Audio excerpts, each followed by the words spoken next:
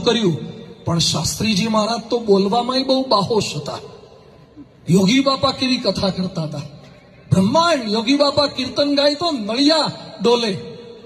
આપ યોગી બાપાના લાડીલા માનદ સ્વામી છો, એટલે હવે આપે જે પ્રશ્ન પૂછીએ એના સરસ જવાબ આપવાના છે.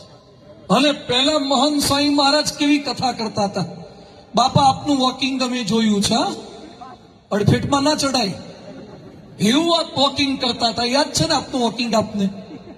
અને આપ બોલતા હતા, કથા કરો કલાકોના કલાકો સુધી.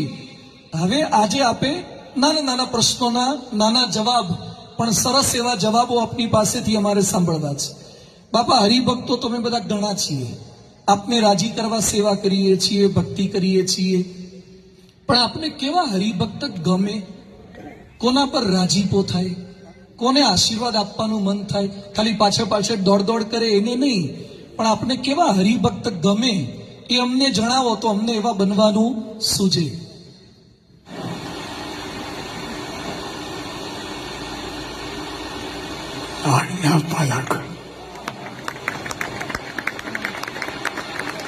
સત્સંગી હરિભક્તે આટલો દિગંતમાં ડંકા વગાડવાના છે, તો દરેક સત્સંગી હરિભક્ત પોતાની બીજી પેઢીમાં, ત્રીજી પેઢીમાં BAPS નો સત્સંગ ચાલુ રહે, વારસો ચાલુ રહે, એના માટે દરેક સત્સંગી હરિભક્તે શું કરવું જોઈએ?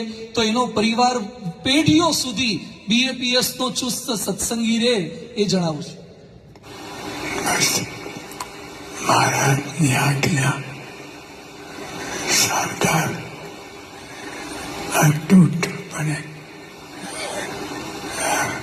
પાલે તો પેઢીઓ સુધી ચાલશે. પરમ પૂજ્ય સ્વામી બાપાએ કીધું, સેવા ખૂબ કરે છે. શારીરિક સેવા, આર્થિક સેવા 10%, 20%, 50%, 90% ધર્માદો આપે છે. મોઢામાંથી કોળિયા કાઢીને ઠાકોરજીની સેવા કરે છે, નિયમ ધર્મ પાળે છે. તો એ બાપા કેટલાક હરિભક્તો દુખી કેમ રહે છે? કેમ હરિભક્તોને દુઃખ રહે છે? કસોટી હજુ વધારે પામવાનું બાકી હોય, એટલે મહારાજ છેલ્લે કસ કરી નાખે, કઈ રહેવાના દે. હરિભક્તોમાં આપના કેટલી વાર દર્શન કર્યા, કેટલી કથા સાંભળી, કેટલું વાંચન કર્યું, તોય હજુ કામ, ક્રોધ, હઠ, માન, ઈર્ષા, દોષો, સ્વભાવો ખૂબ રહે છે.